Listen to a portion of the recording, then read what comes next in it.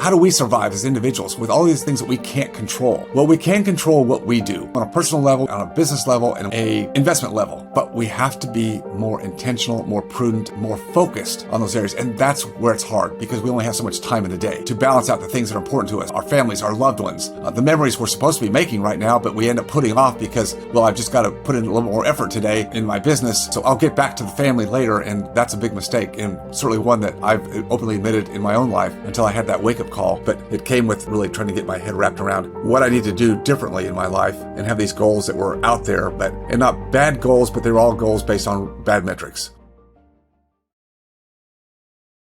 Hi, David here. Will you get me one more time as a solo act right here at the end of the year?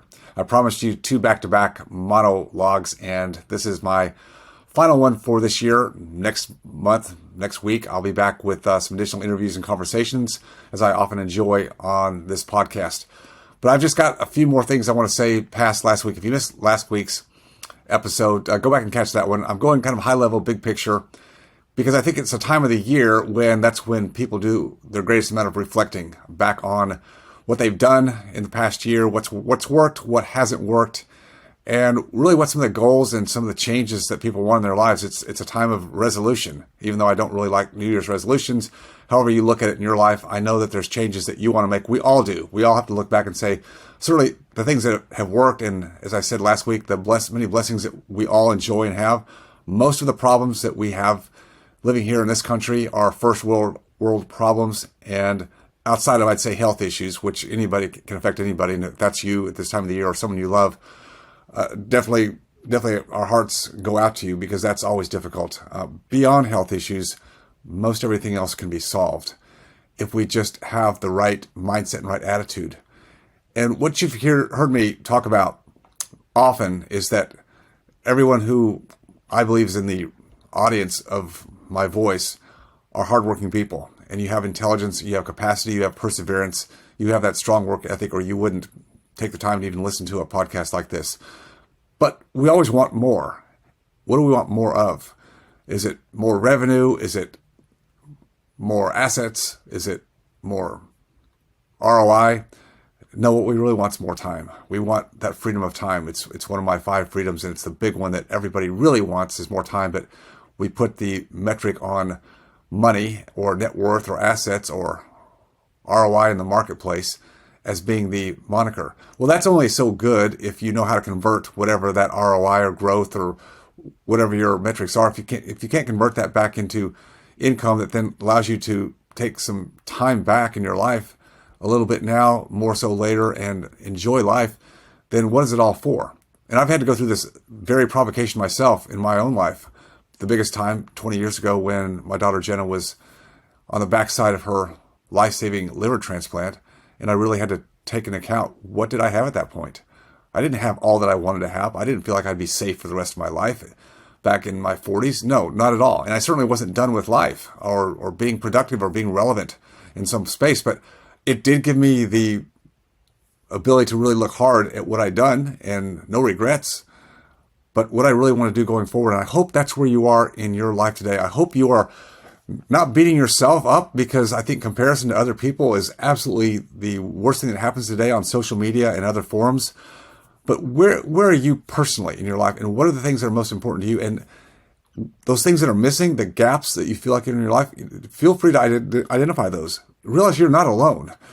The most successful people, the people that hang themselves out in social media and different areas of marketing, trust me, they all have holes in their life and baggage and skeletons in the closet and things that they wish they had done better or didn't do right the first time. Everybody has those. So please don't measure yourself against other people who you think have done so much better than you have, and like, what's wrong with you? Don't think that way, because it's not the case. I can guarantee it. I've been backstage behind the curtains of so many high-level, high-caliber mastermind groups and speaking events. I know what happens there, and I'm in the same boat. I try to be very transparent about the areas of my life where I did make mistakes and made bad decisions. Not so much in managing money. I've been pretty good at that, and I'm pretty conservative and have worked really hard in gaining understanding about where I want to invest my money, whether it's in my business or businesses or in my more passive investments, I put a lot of focus on that because I just felt a real urge to have that ability to create that understanding and expertise at an early age. It was just important to me. Maybe it's not as it wasn't important to you, and that's okay. It may be more important to you today, now, with you being as successful as you are, putting the hard work and the effort to have a life and a lifestyle and a family that you protect and love very much. But you still know that what got you to where you are today is not going to get you to where you want to go next, or in a year or 2 years or 3 years or 5 years. Wherever you look forward, you know that just doing more of what you've been doing is not likely to move that needle very much. In fact, many times it actually causes more imbalance in the things that you really care about in life. Yet that's what we're told. To get to where you want to go, you've got to hustle, you've got to grind, do more, work harder. And that's not the case. Yes, working hard and being diligent and being efficient with your time and resources, yes, that is very important. But just doing more of whatever you've done and doing more of it is not likely to make a big difference. Listen, I know from my own standpoint, and it wasn't until I was part of other groups of like-minded but also very high caliber people from all different walks of life, all different businesses, where I could really gain some introspection. And again, not measuring myself against other people, but actually just being helped by the challenge and the articulation of where I felt like I was missing some things, and having other people without a bias, without an agenda, that could just really provide some deeper thoughts into why I was doing what I was doing and doing it the way I was. What was holding me back? What were my limiting beliefs? We all have them. And to not acknowledge that, I think, is one of the areas of life where we are most challenged and where we need to be open and more vulnerable to those things. In Freedom Founders, I really have the privilege and the joy of being able to work with so many, again, very high caliber, highly successful, probably most of the time, doctors and dentists who definitely had much better technical skills than I ever had and do great work. But like everybody, something's missing. There's a gap. There's misunderstandings and misapplication of some of the tenets that we all grew up with.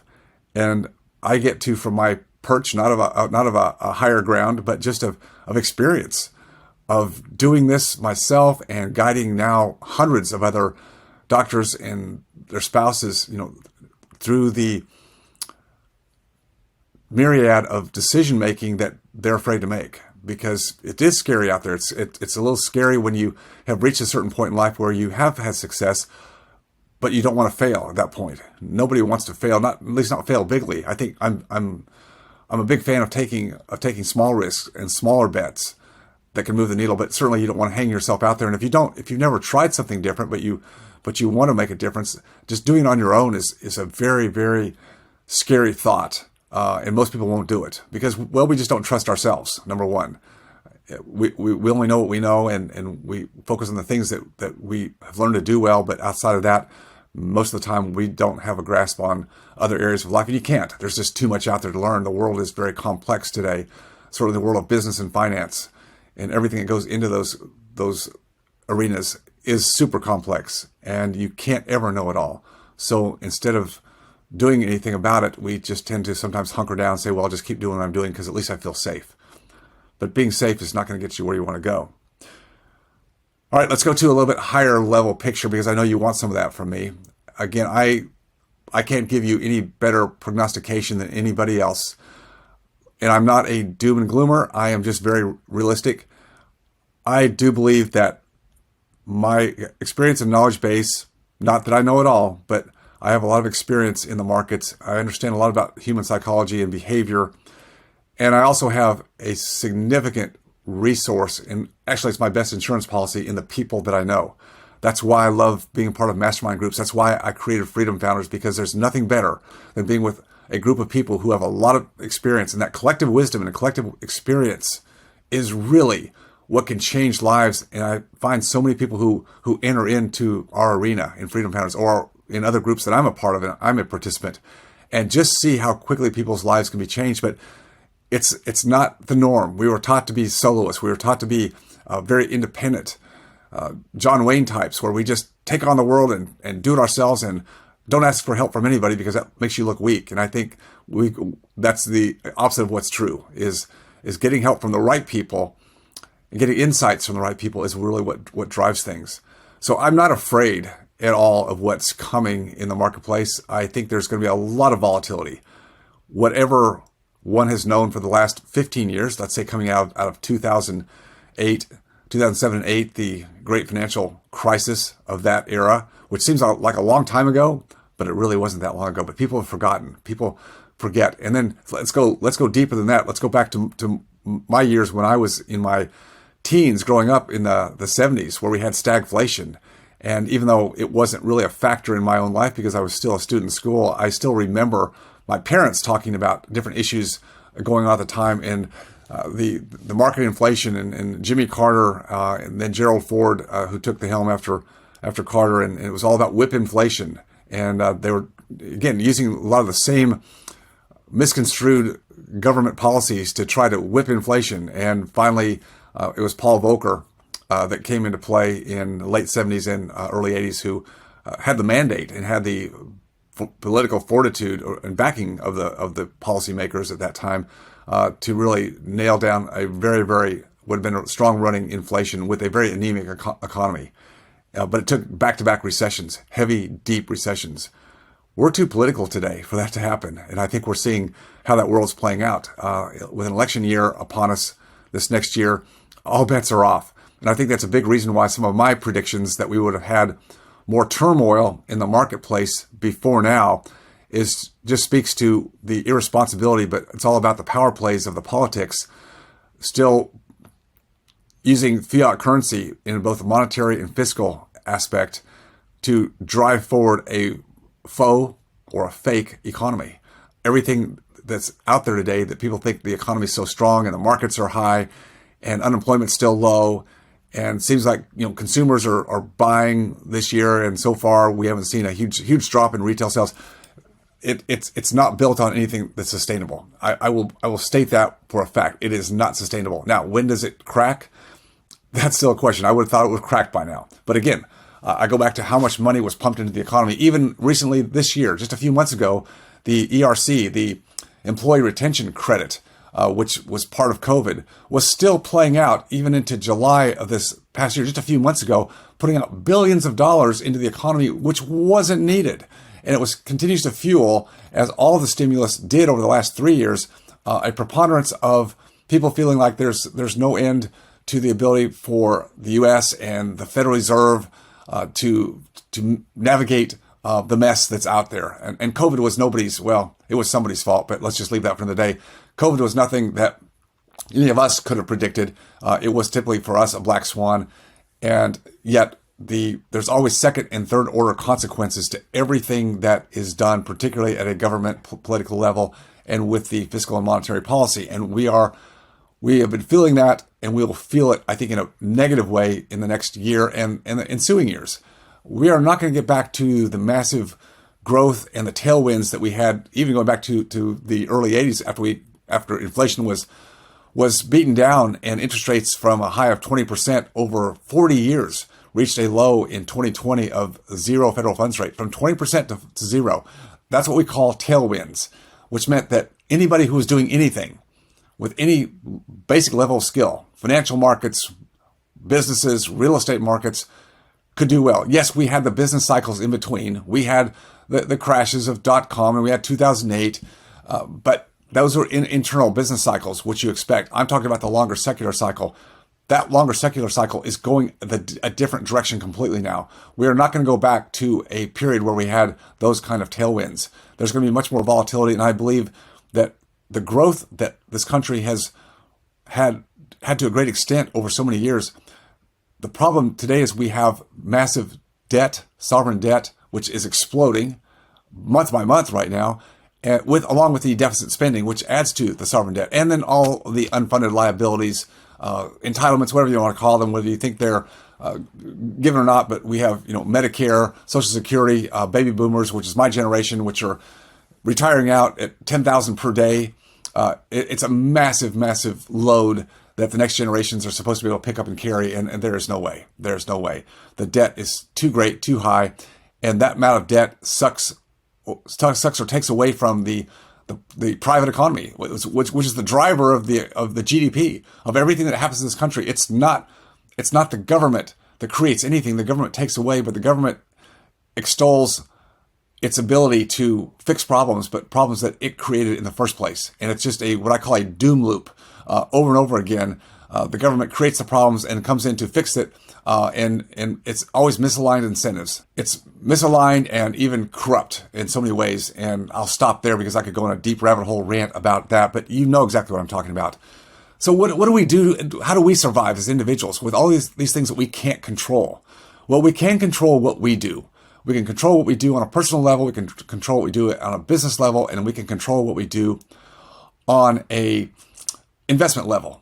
But we have to be more intentional, more prudent, and more focused on those areas. And that's where it's hard because we only have so much time in a day to balance out the things that are important to us, our families, our loved ones, the memories we're supposed to be making right now, but we end up putting off because, well, I've just got to put in a little more effort today in my business, or I've got to try to figure out how to make more of my money in my investments. So I'll get back to the family later, and that's a big mistake, and certainly one that I've openly admitted in my own life until I had that wake-up call some almost 20 years ago now, 20 years ago this next year when Jenna was in the hospital and fighting for her life, where I decided I had to make some changes in my life. And they were good changes, but it came with having really being what I call a snapping of the leash and really trying to get my head wrapped around what I need to do differently in my life and not just keep doing the same thing and have these goals that were out there, and not bad goals, but they were all goals based on bad metrics.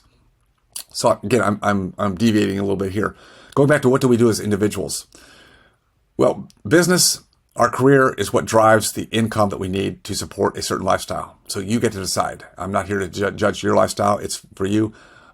I've never lived a scarcity lifestyle, but neither do I live high on the hog. I don't have great material needs. I don't live by austerity.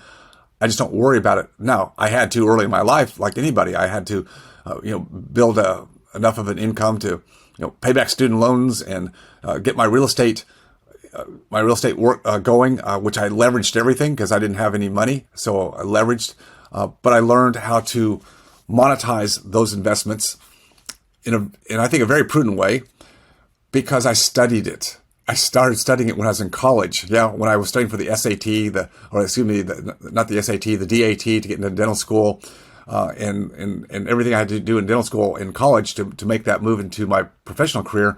Yes, I was also studying other things, and that's just a part of who I always have been. Whether you did that or not, it matters not today. What matters today is what you are doing now. And what I'm trying to tell you is there's so much information out there that I think everybody tries to take things in and people grab at whatever's out on social media. You should do this. Well, someone says, I've got this great investment, or I've got this great way to change your business model and do this and do that. And so people it's kind of like whack-a-mole. I'll try this. I'll try that. I'll try anything. And the problem is you don't have any ability to compare and contrast what's really going to work for you because you haven't really dedicated yourself and your wife, your spouse, I should say your spouse, because it could be either way in terms of who's the business owner. Maybe both of you are in the business, but you haven't really developed a clarity on what your real desires are, what your real game plan is. And it's not all about the money. If you just keep putting on, I need so much money, I need so much in my 401k or cash balance plan, or I need so much revenue or profit in my business so I can exit with a DSO multiple. None of that's going to make any sense because you have never learned to actually make your money work for you. You know how to make the money.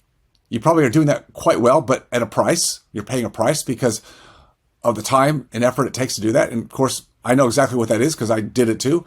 I'm in a better place today, but I still am relevant in a business capacity. Freedom Founders is that for me today, but it's something I love and I do because I love it. And I want you to be in that place too. But you've got to learn how to make your money work for you. And that's where virtually everybody who are higher income earners miss the mark. They think they're going to do it, through the stock market or through crypto or through trading or options, or I'm just picking a bunch of things that I hear people say they do. And when the market's going up, it's easy to hit some markers and think it's all about you, that yes, you can do this. When it's just, you're gambling in the right moment. And the problem is all of these people who are believing that they've had this big run up particularly this last year when the markets, the financial markets have come back from a very down year in 2022. I've come back to kind of break even this year, and people are thinking, wow, this will never end. The Fed has figured it out. The Fed's going to go into a soft landing, and it's all going to be good. And I'm just telling you, I would just slow it down. I would learn to take some chips off the table. If you've made some high profits in anything you've done, whether it's by your hard work and your knowledge and luck or a combination thereof, good for you. But you've got to learn where you can put your capital base outside of your business into assets that are more fundamentally stable. And I'll just go back and say, I love tangible assets. Yes, I love business because I have more control over a business. Now, business requires more activity, so this is not a passive investment most of the time. Businesses can be more passive if you joint venture or quote partner with the right people, but I'm going to leave that for another day because I like to do that very thing in real estate. To me, real estate is the right real estate is fundamentally always going to be secure. Now, can you mess it up? Can people lose money in real estate? Of course, all the time. People that don't know what they're doing, they take the tailwinds of a market that's been screaming upward for the last, certainly the last 8-9 years, a lot for the last 3 years until recently, and now with higher interest rates because it had to happen at some point. They're seeing that they weren't so smart after all, and we're seeing a lot of deals fall apart simply because interest rates changed. They never thought interest rates would go up. They thought there'd always be a greater fool who would buy their assets, whether it was their real estate or their dental practice at a higher price, and that's all turning inward. It's folding inward. The stock market and financials are still up at the moment at the end of the year, and that could continue.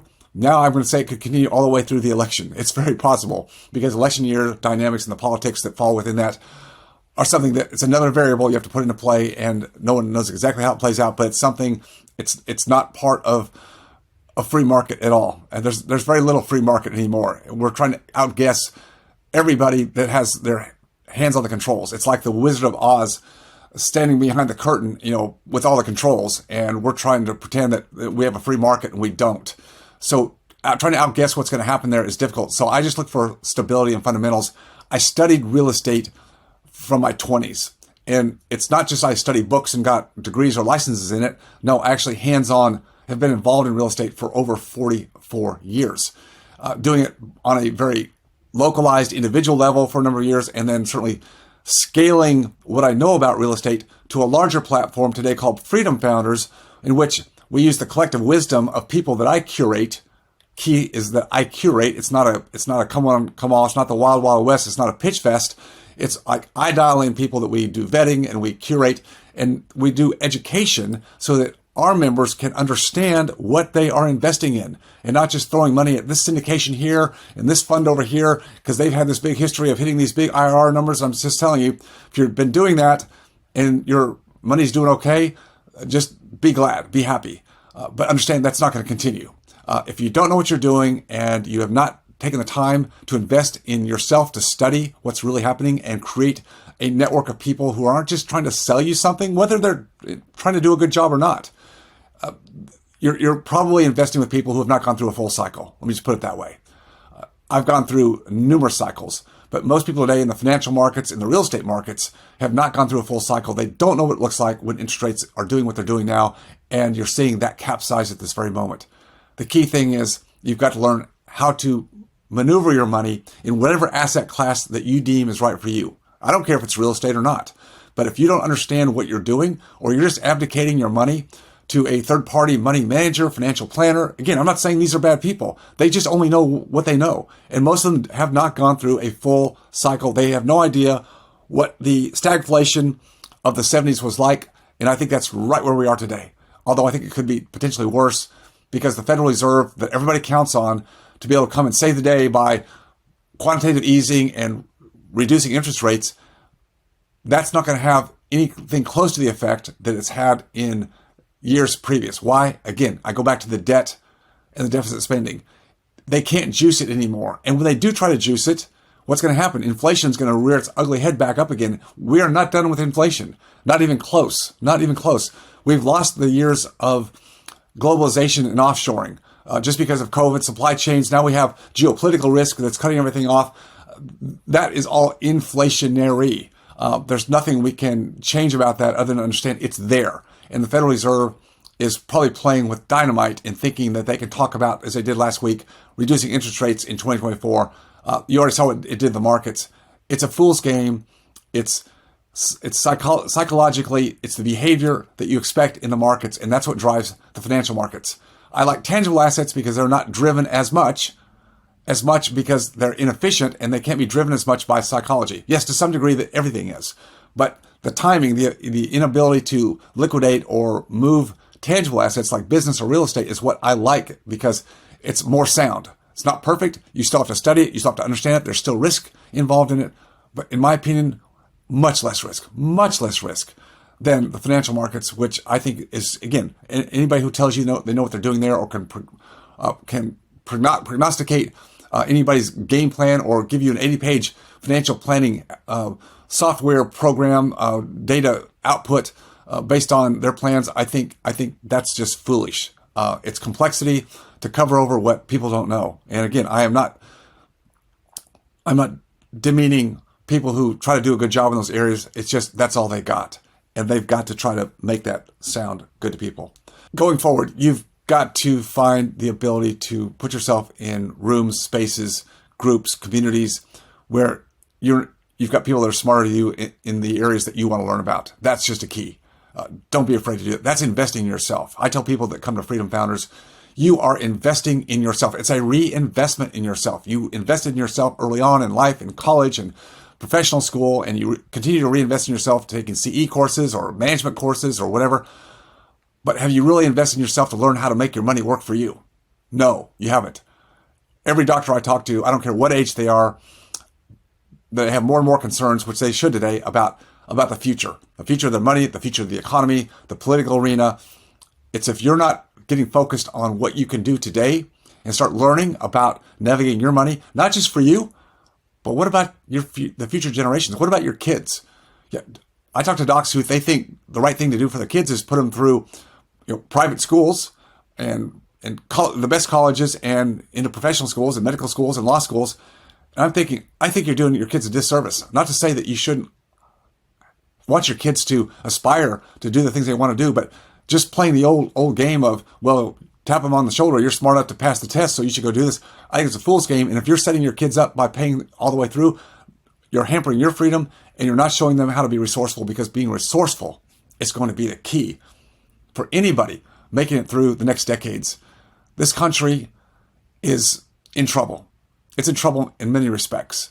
And to turn a blind eye to that, I think you're, in a sense, just giving up and saying things are hopeless. And I don't think that's a smart thing to do. And I don't think you want to do that, but you don't know where to go. You're not sure what to do because you don't know who to trust. You don't trust yourself. And so you're looking for, who do I find? I'm just telling you, you need to find somebody, someplace, and you just need to start learning about the things that you don't know, that you're afraid that you can't learn. You can learn these things. I've seen it in Freedom Founders over and over again. The understanding, the deep dive that people are getting on understanding how to make their money work for them is tremendous. And they can talk the talk, and now they have the confidence to also give these lessons to their kids. This is something I want to see everybody have going forward in the new year. Wherever you are, start taking steps in that direction. If we can help you, we can even give you guidance. You may not be ready for Freedom Founders, and that's okay. But we can give you guidance, tell you where to go.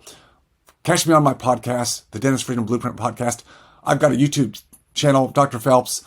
I put out many blogs, lots of newsletters. I put a lot of articles out. I just try to help people and give them the mindset that they need to go forward in what I think is going to be uncertain times. But you can still maintain your freedom and autonomy if you're just intentional about it.